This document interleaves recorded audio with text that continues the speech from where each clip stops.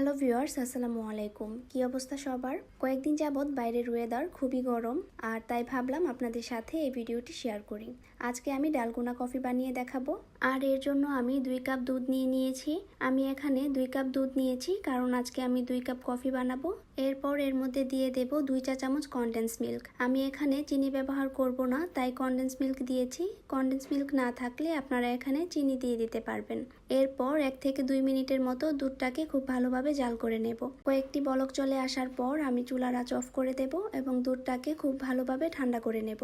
Dalgona কফিতে ঠান্ডা দুধ ব্যবহার করতে হবে, তাই আমি এটাকে আধা ঘন্টার জন্য ফ্রিজে রেখে দেব। আমি এখানে 3 প্যাকেট ইনস্ট্যান্ট কফি নিয়েছি, আর এই প্রত্যেকটি প্যাকেট 2 গ্রাম করে। আমি এখানে টোটাল 6 গ্রাম কফি নিয়েছি। এবার এগুলোকে একটি বাটিতে ঢেলে নেব।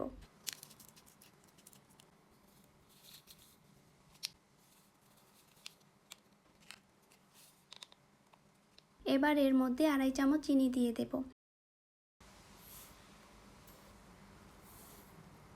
আপনারা আপনাদের পছন্দ অনুযায়ী চিনিটা দিয়ে দেবেন। যদি মিষ্টি একটু বেশি খেতে চান তাহলে চিনির পরিমাণটা একটু বাড়িয়ে দেবেন।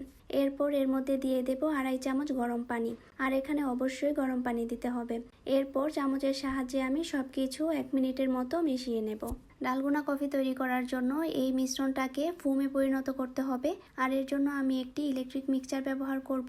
আপনারা চাইলে চামচ দিয়ে অথবা হ্যান্ড উইক্স দিয়েও এই কাজটি করতে পারেন, তবে চামচ অথবা হ্যান্ড উইক্স দিয়ে করলে 15 থেকে 16 মিনিটের মতো লাগতে পারে, আর ইলেকট্রিক মিক্সচার দিয়ে করলে 3 থেকে 4 মিনিটের মধ্যেই হয়ে যাবে। আমি এটাকে 3 থেকে 4 মিনিটের মতো খুব ভালোভাবে বিট করে নিয়েছি, আর দেখতেই পাচ্ছেন 3 থেকে 4 মিনিট বিট করার পর এটা ফোমে পরিণত হয়েছে।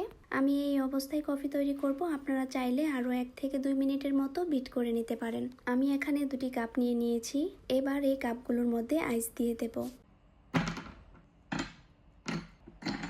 এরপর ফ্রিজ থেকে বের করে ঠান্ডা দুধের মিশ্রণটি এর মধ্যে দিয়ে দেব।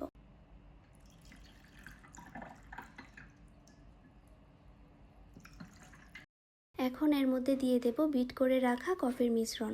তবে 1 কাপে কফির মিশ্রণ বেশি দিতে যাবেন না, 2 থেকে 3 চামচ দিবেন। এর থেকে বেশি দিলে কফিটা খেতে ভালো লাগবে না। এরপর এর উপরে সামান্য পরিমাণ ইনস্ট্যান্ট কফি পাউডার দিয়ে দেব, আর এতে করে কফিটা দেখতে অনেক বেশি সুন্দর লাগবে। আমরা বাইরে থেকে যে কফিগুলো কিনে খাই এগুলো দেখতেও কিন্তু এরকমই হয়। 2021 সালে আমি প্রথম এই ডালগোনা কফি খেয়েছিলাম। এরপর থেকে বাসায় প্রায়ই এই ডালগোনা কফি বানানো হয়। এই গরমে 1 কাপ ঠান্ডা ঠান্ডা ডালগোনা কফি আপনার সব ক্লান্তি দূর করে দিতে পারবে। আপনিও চাইলে এভাবে ডালগোনা কফি বানিয়ে আপনার প্রিয় মানুষটিকে সারপ্রাইজ দিতে পারেন। আর এই গরমে 1 কাপ ঠান্ডা ঠান্ডা ডালগোনা কফি কাউকে দিলে সে অবশ্যই আপনার প্রশংসা করতে বাধ্য হবে।